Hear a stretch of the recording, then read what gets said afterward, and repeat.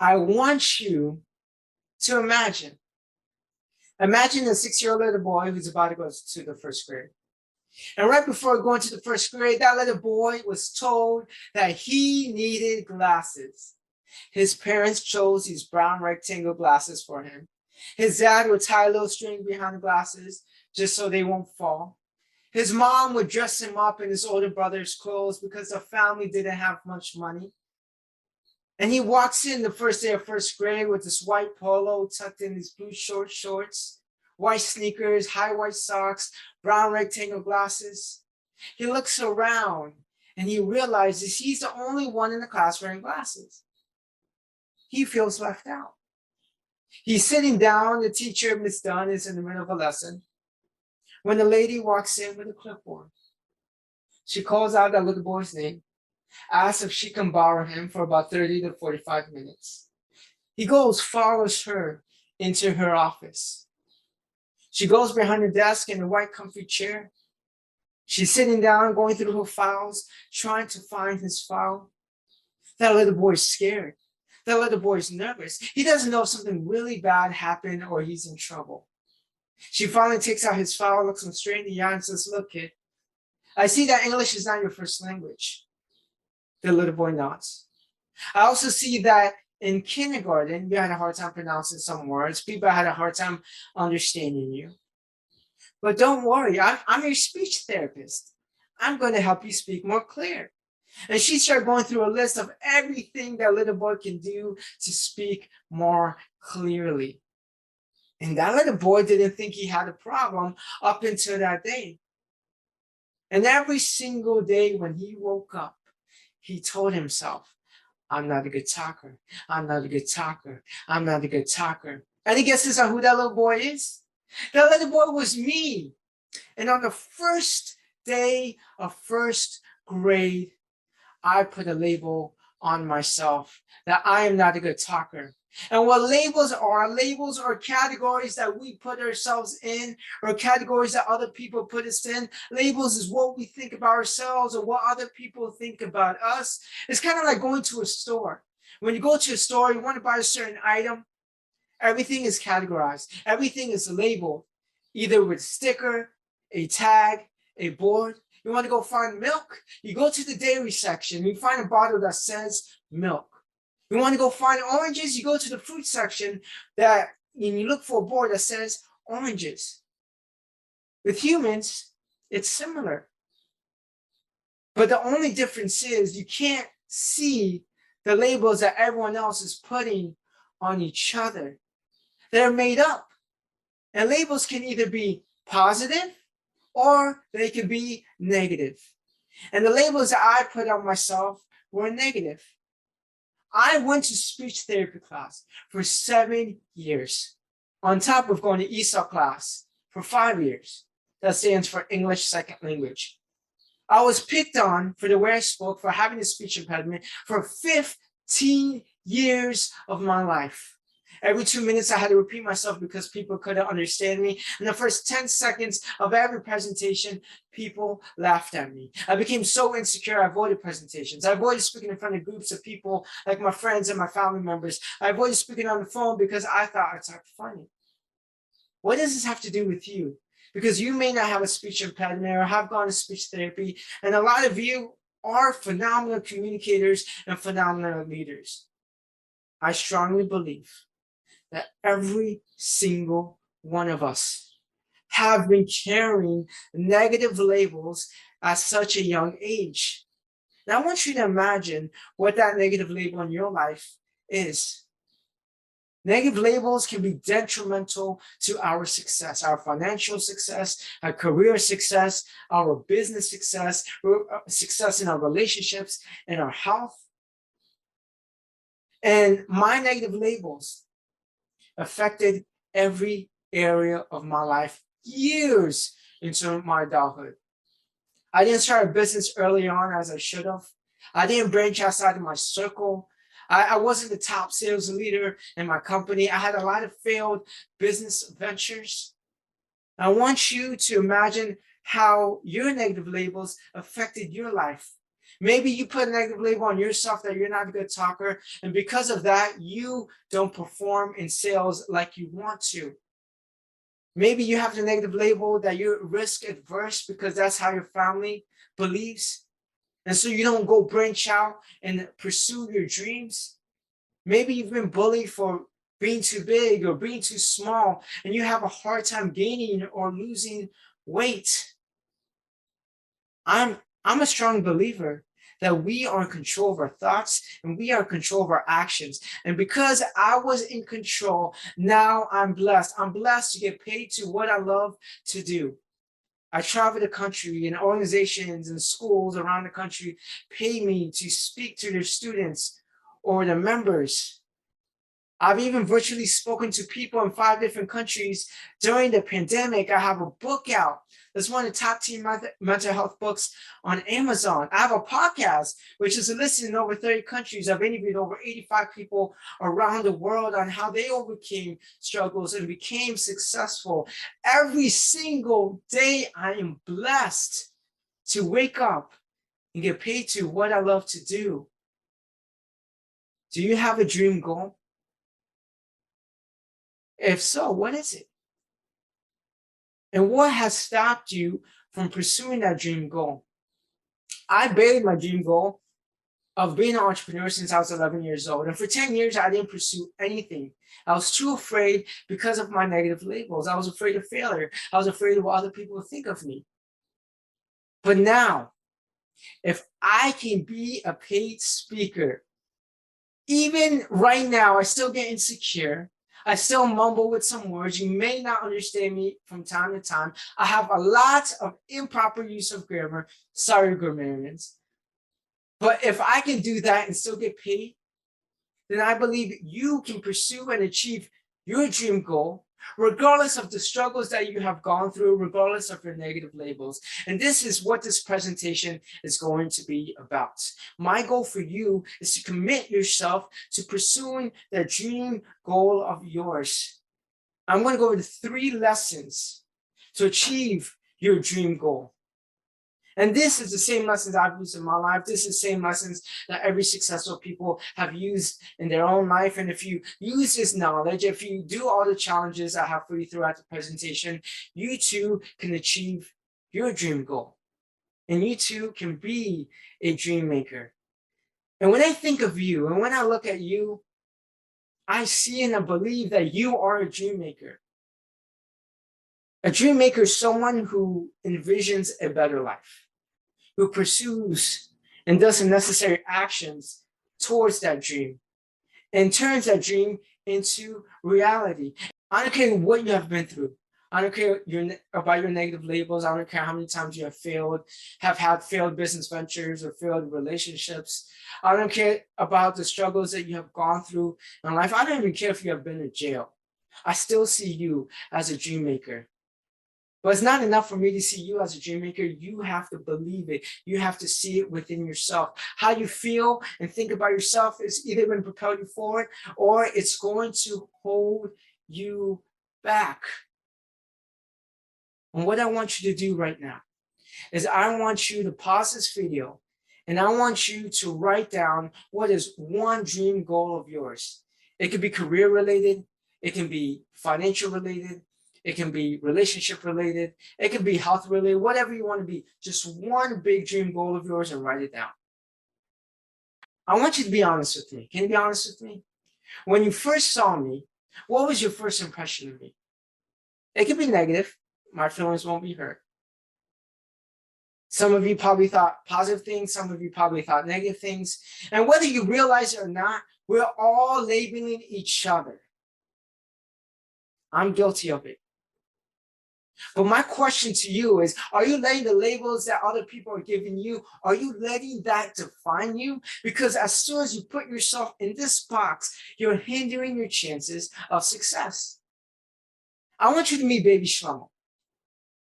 Baby Shelomo was a cute baby. And people ask me all the time, Shelomo, what happened to you? And I tell them all the time, I'm still cute, a cute person with a beard. I'm the youngest of 4. My oldest sister is 14 years older than me. I have a sister 5 years older than me. I have a brother 11 years older than me. I was an oopsie baby. I was a mistake. I come from a very diverse family. My mom was born in the villages of India. My dad was born in the villages of Pakistan. And my family migrated to the United States. I had a couple of second cousins here, but also first direct family member to be born in the United States. The first 5 years of my life, my dad was a main financial provider in the household, making just a little bit above minimum wage. We had a lot of financial hardships. My mom took care of me my first 5 years. I didn't go to daycare. I didn't go to preschool. We couldn't really afford it. I didn't have exposure to other kids. And when I went to school, I started getting bullied. In the first 15 years of school, I was bullied for all sorts of reasons. I was bullied for how I dressed. I was bullied for my glasses, for my braces, for not knowing how to talk, for being Indian. People call me terrorist, especially after 9/11. People made fun of me for being Jewish. They made Holocaust jokes. People made fun of me for not being a leader, for being too nice, for being too sensitive, for not being good at reading and writing. Because I was the smallest kid in my class, sometimes I would come home with bruises on my arm, crying, begging my parents not to say anything because I didn't want to be known as no snitch. So I put up with it day after day, week after week, month after month for 15 years. And all the bullying caused so many negative labels in my life. And those negative labels created a belief system about myself that was not true. I believed that I wasn't a leader. I believed that I was an outcast. I believed that I was a pushover. I believed that I didn't have what it took to be a successful entrepreneur. And anytime I failed in business, anytime I had failed relationships, anytime where I couldn't get a certain amount of sales from my company, I blame myself for not being a good talker. And I want you to think about your negative labels and how that has stopped you from achieving success in your life. Have you told yourself, I'm not a good talker? Have you told yourself that I'm too big, I'm too skinny, that I'm not good enough, I'm worthless, I can never fit in with people, I don't have what it takes to become successful? How you feel about yourself is either going to propel you forward or it's going to hold you back. You are in control of the labels that come in and the labels that go out. I want you to picture yourself filled with different sticky notes, 2 different colors. One green, the green sticky notes represents all the positive labels that you have. I'm successful, I'm confident, I'm worthy. And if you don't have a lot of positive labels about yourself, today is the time to create one. And then negative labels, which are the red sticky notes. I'm worthless. I'm not successful. I can never do anything right. And you can even do this on the table when you're at home. Start taking out all the negative labels that you have, the red sticky notes, and make sure the green sticky notes, the positive labels, are the ones that are sticking. The first lesson to achieving your dreams is decide who you're going to be. Because those negative labels should not stop you from becoming the best version of yourself. In my early 20s, I stopped seeing myself as this kid who went to speech therapy, as this kid who had to repeat himself every 2 minutes, as this kid who was picked on for speaking funny. And I started seeing myself as a confident speaker who demands presence on stage. I saw myself traveling the country, traveling the world, and getting paid to inspire people, getting paid on what I love to do. And when I graduated college at 23 years old, I joined Toastmasters. And within 5 months, I would do these speech competitions. I won the club competition. I won the area competition. I won the division competition within 5 months of joining Toastmasters. And I just graduated college. And at district competition, I was the only one in the early 20s. Everyone else was in the 30s, 40s, 50s, and 60s. I was just one competition away from going to Las Vegas in 2015. And people came up to me and said, Shelomo, wow, you inspired me. I went on to win several speech competitions. I went to district for the table topic competition as well. I also won a Dale Carnegie sales presentation for my group. How did I go from the kid who always got bullied, who went to speech therapy, who was not confident, to now a presentation champion? I even won a pitch competition against 19 other companies. How did I go from that to that and even get paid to speak right now? I saw myself as a paid speaker long before I became one. It doesn't matter if you want to become the person and you're not there yet. Our imperfections of the present does not dictate our success in the future. So I want you to visualize the person you want to be, not the person your spouse wants you to be, not the person your family or your coworkers or your boss wants you to be, not the person that social media wants you to be. Who is the person that you want to be? Do you want to become the person who takes the business to the next level? Do you want to become a family man or woman?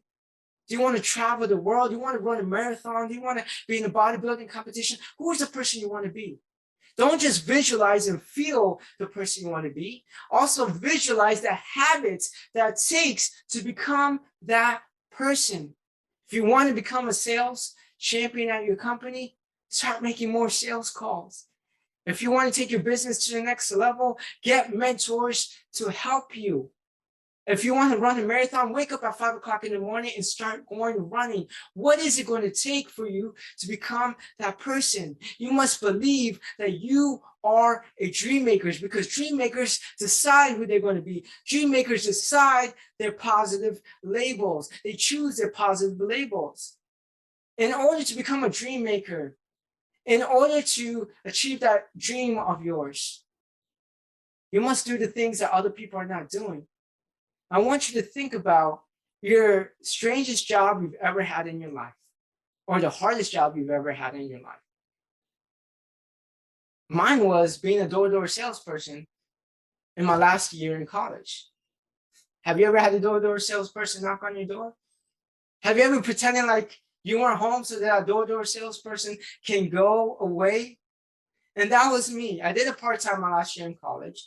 And 3 days after I graduated college, instead of partying and traveling a lot like most of my friends did, I flew from Tampa, Florida, all the way to Baltimore, Maryland to do this full-time, Monday through Saturday, 60 hours in a week. And my manager would have a map with different neighborhoods. And he would assign each person to a neighborhood. We would get dropped off around 9:30, 10 o'clock in the morning. He would pick us up at 9:30, sometimes 10 o'clock at night when it was dark. We couldn't leave that area. We had to keep on knocking until we were picked up. And my first day was in the beginning of May 2014. He dropped me off in a random neighborhood. I had no idea what was going to happen. It was 90 degrees outside. And when he dropped me off, I looked around. I didn't know what was going to happen. I didn't know if people were going to yell at me, curse at me. I didn't know if some person was going to shoot a gun at me. I didn't know what was going to happen. I was so scared. But I had no choice. My manager already left. There was no turning back. I walked to the first house, confident. I knock on the door. Boom, boom, boom, boom, boom. A guy in the mid-40s, heavyset guy, opens the door. Can I help you? Enthusiastically, I say, "Hi, sir. My name is Sean from XYZ Company."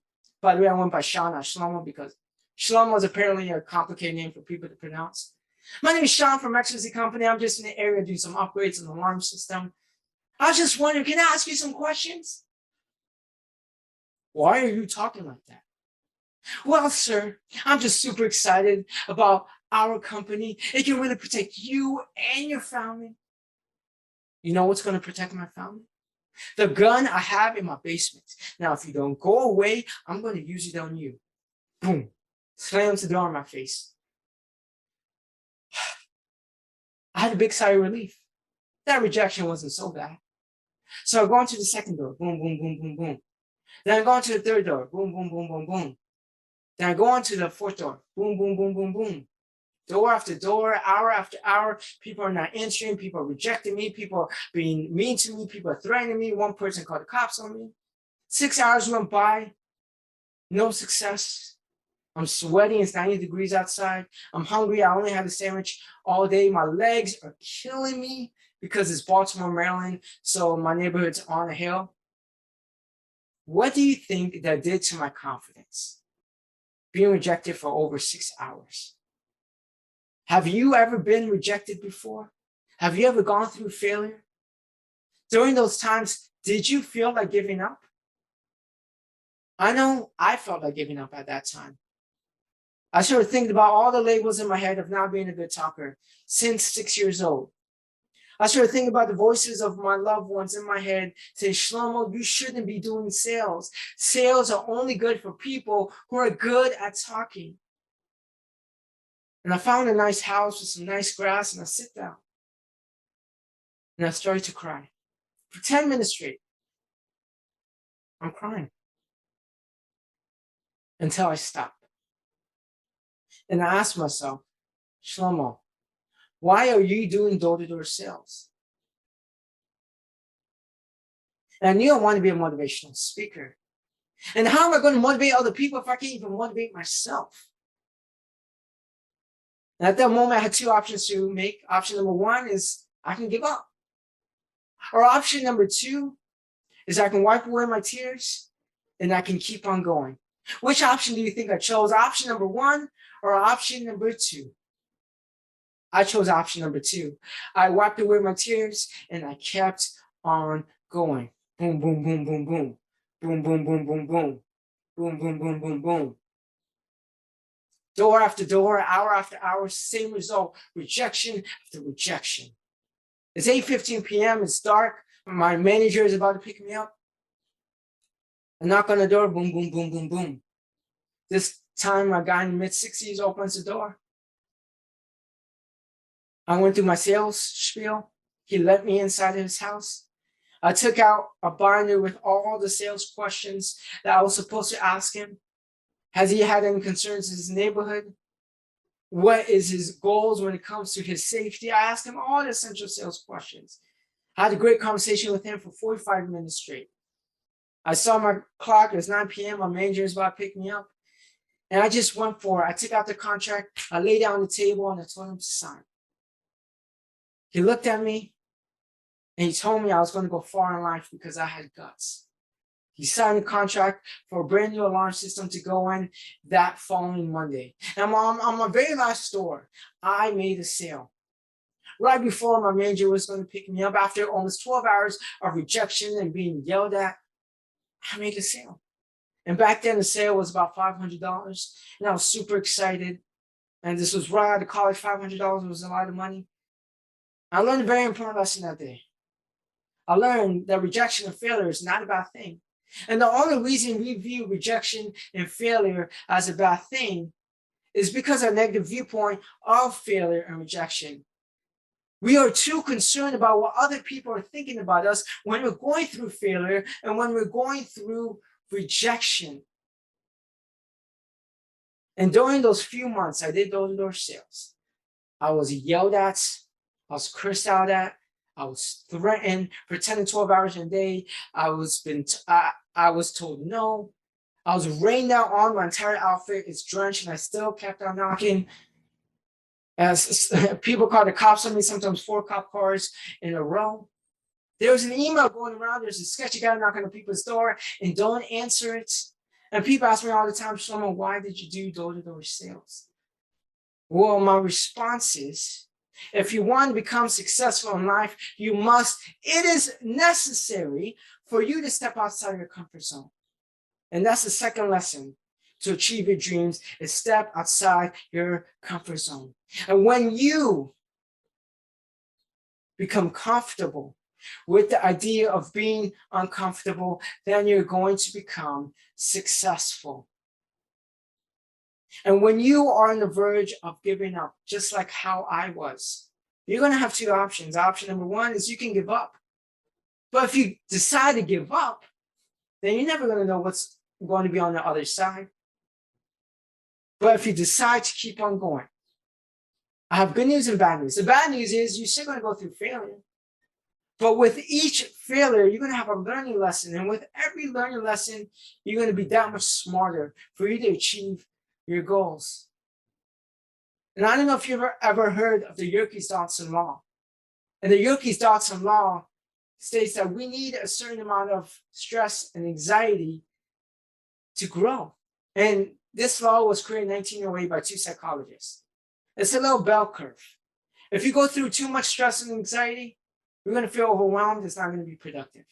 If you go through too little, then we're not going to grow enough. We need to be right in the middle of that bell curve.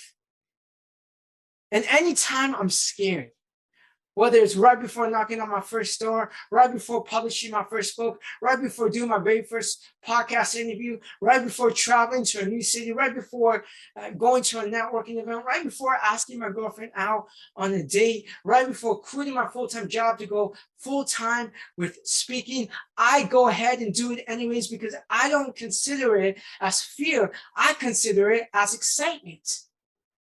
And anytime I feel excited to do something, I do it anyways. And that's what successful people do. And I want you to think about 3 things that you've been thinking about doing for a very, very long time, but you haven't done it because of fear. 3 things that's going to move you towards your dream goal. What is it? It's going to look different for everyone. Maybe it could be starting a business, starting a podcast, traveling the world with your partner, attempting to lose weight or gain muscle, becoming a sales champion at your company, whatever it is that's going to require you to step outside your comfort zone. I want you to write it down. 3 things. Don't let fear hold you back. The fear of failure, the fear of not being good enough the first time, the fear of what other people are going to think of you. Because the more we tackle our fears head on, we're going to start accomplishing things that we can never imagine we can accomplish. And the more we accomplish those things, we're going to feel better about ourselves. And when we feel better about ourselves, then that's when we become and believe that we are a dream maker. It's the actions that we take today that's going to determine our success 10 to 15 years from now. I have a question for you. Would you drink this water? If not, why not? Maybe because it's dirty, it's contaminated. According to the World Health Organization, 500,000 people die every single year from contaminated water. And if you don't die from contaminated water, you could get really sick. You could get diseases. You can have diarrhea, you can vomit, whatever it is. You wouldn't drink this water, right? Now, would you drink this water? It's filtered. It's purified. The dirty water in our life, it symbolizes something. It symbolizes all the bad things in our life. Negative thinking, negative habits, not doing things that fulfill us, unhappiness, being stuck, feeling like we're stuck at a dead-end job. And the clean water represents all the good things in our life. Doing things that fulfill us. It represents happiness. It represents going outside of our comfort zone. It represents positive relationships and positive habits. Now, how does dirty water go to clean water? Clean water is not just created.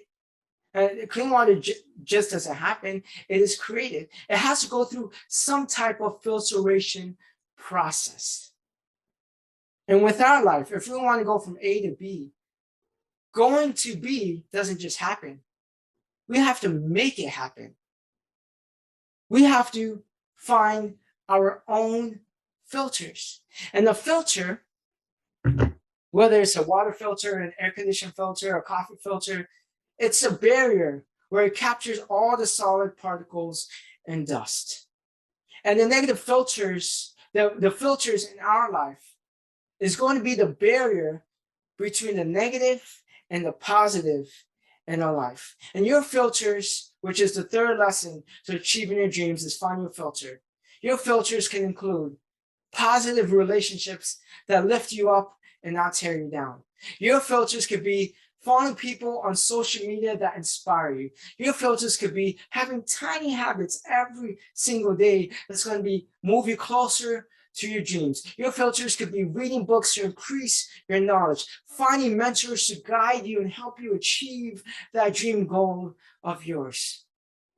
And the next step of creating clean water is the disinfection process. And we need to have our own disinfection process. We need to eliminate all the contamination and negativity from our life. This includes toxic relationships, people who put us down and make us feel insecure, make us do things that we don't want to do. Negative thinking, putting ourselves down, beating ourselves over mistakes that happened years ago or months ago, comparing ourselves to other people. Negative habits, spending too much time on Netflix or on social media instead of pursuing our goals, using food, drugs, and alcohol as a way to cope with stress. So eliminate those things from our life. Because when you visualize where you want to be in life, you have to make it happen. So think about the types of people that you have to surround yourself with. Who are those people that have achieved what you're trying to achieve? You have to start thinking like those people. What are those people that have achieved that goal? How are they thinking? You must have the habits of those people. What are the habits that these people are doing to achieve those goals? These three things can change your life. Changing your environment, changing your habits, and changing your daily thoughts. And once you do that, you're one step closer to reaching your dream goal and becoming a dream maker. Someone who was a positive influence and a filter in my life was my little brother in the fraternity. I was in the fraternity in college. His name was Dami Yesudas. And Dami, he was a life of the party. He would make everyone feel better about themselves. He would give everyone high fives. He would compliment people. He was a hype man. And me and Dami were best friends. Dami and I were best friends. We did everything together. We ate together. We worked out together. We talked about dreams and goals together. We played video games together. We partied together. We talked about girls together. We took annoying bathroom selfies together. Don't judge. And one day, February 2014, after coming back from my job, I went to one of my fraternity brothers' apartments. Everyone was playing video games. Everyone was having pizza. And I'm having my slice of cheese pizza, hot slice of cheese pizza, sitting down, watching my friends play video games. Damien comes up to me, puts his long arms around me. He's over 6 feet tall, so his arms are weighing down my neck. He said, "Yo, Shelomo, there is a birthday party going on later, and you should come." So, I don't know. I'm tired. I just came from work. He said, "Come on, man. I don't see you anymore. I miss you, man." I said, "You know what? I'll make it up to you. How about next week? We go grab lunch. It's on me." "All right, man. I love you. I love you too." 30 minutes later, I left. Fell asleep on the couch watching TV with the lights on. I received a phone call at 2:30 in the morning from one of my fraternity brothers. Pick up the phone, tired. "Hello?" Say, "Yo, bro, did you hear what happened?" "No, what's up?" "You know how there was a birthday party going on?" "Yeah, what's up?" "Well, Dami, Jobin, Unki, Jim, they left the party around 1:30 to beat traffic. And it was dark outside. They were on IT-75 highway. Not many cars on the road. There was a car right in front of them that all of a sudden swerved out the way, and they were just a couple miles away from the exit when a white SUV was going 120 miles per hour the wrong way, colliding with them head on, creating this fiery explosion." What? Are you serious? I mean, are they okay? I mean, are they in the hospital? I'm sorry, man. Everyone died on impact. I'm about to call their families right now.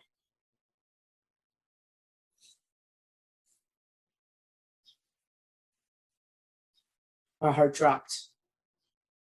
These 4 guys weren't just my best friends, who I saw every day, who I saw just hours before talking about life. These 4 guys were 4 scholars, 4 sons, 4 cousins, 4 young men, ages 20 to 22, who had their entire life ahead of them. They're gone and there's nothing I can do about it. Now, have you ever lost a loved one? Do you remember the feeling when you heard that news? And if you haven't lost a loved one, think about if you did lose a loved one, a friend or a family member, how that would feel. And the next 2 weeks was rough. I had to attend 4 funerals in the span of 2 weeks in different cities. I had to see 4 mothers and fathers bury their sons. I had to hear the painful cries of mothers, fathers, brothers, sisters, uncles, aunts, other best friends, past teachers. It's an image and a sound that I cannot get out of my head. And that next year, I learned a very valuable lesson. I learned that life is precious and that the gift of life can end at any given moment. And over 150,000 people die each day. So if we woke up today, you received a gift. And no matter what types of struggles that we're facing in our life, whether it's relationship struggles, business struggles, career struggles, health struggles, if we woke up today, we have been given an opportunity to make it better. And I want you to imagine a birthday cake. And there's a birthday cake and your candles and your loved ones are telling you about the candles and make a wish. I like to symbolize a birthday cake with candles with life. Because when there's a birthday cake with candles, our loved ones are telling us about the candles and make a wish. And so we start making all these wishes. And if you don't celebrate birthdays, just imagine the wishes that you make in your life. And I used to be the king of wishes. I used to make so many different wishes back then. I wish that my family had more money. I wish to speak properly. I wish that I didn't have to go through the struggles during the pandemic. I wish. But when there's a birthday cake and candles in front of you, instead of making a wish, make a promise. Because life is too short. Life is fragile to make wishes without action. Make a promise that you are going to decide the person you're going to become. Make a promise that you're going to have these positive labels stick and remove those negative labels. Make a promise that you're going to step outside your comfort zone and do things even if it scares you. Make a promise that you're going to find your filters and remove contamination from your life. Make a promise that you're going to be grateful for every single day. Think about being on your deathbed. It's a scary thought, I know, but just think about it. And when you reflect back on life, how did you live your life? What types of things did you achieve personally and professionally? Were you happy? What types of relationships did you have? Are you going to be proud of the person you became, or are you going to have a lot of regrets? Regret that you didn't go after your dream goal. Regret that you didn't say, I'm sorry, and fix that relationship. Regret that you weren't kind to other people or kind to yourself. And sometimes we think we have our entire life ahead of us, so we procrastinate. We always tell ourselves, tomorrow I'm going to go to the gym. Tomorrow I'm going to eat healthy. Tomorrow I'm going to think positively. Tomorrow I'm going to start that business. Tomorrow I'm going to quit that job. But what if tomorrow never comes? And we have been letting our negative labels stop us from living our dream life.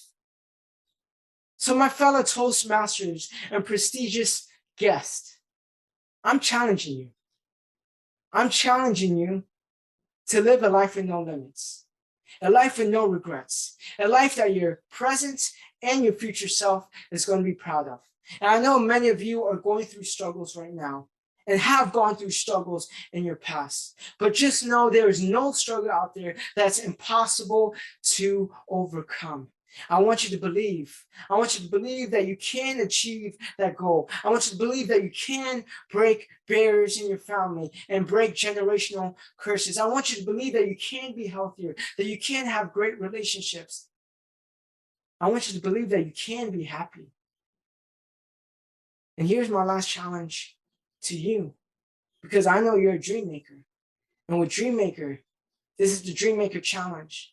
The DreamMaker challenge is spending 1 hour every single day. It's non-negotiable.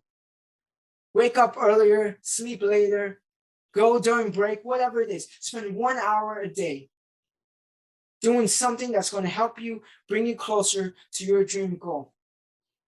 It could be spending time with someone who's achieved that goal, reading a book or watching a video on that topic, having small habits every day that's going to bring you closer to that dream, whatever it is. Spend 1 hour a day for the next 365 days.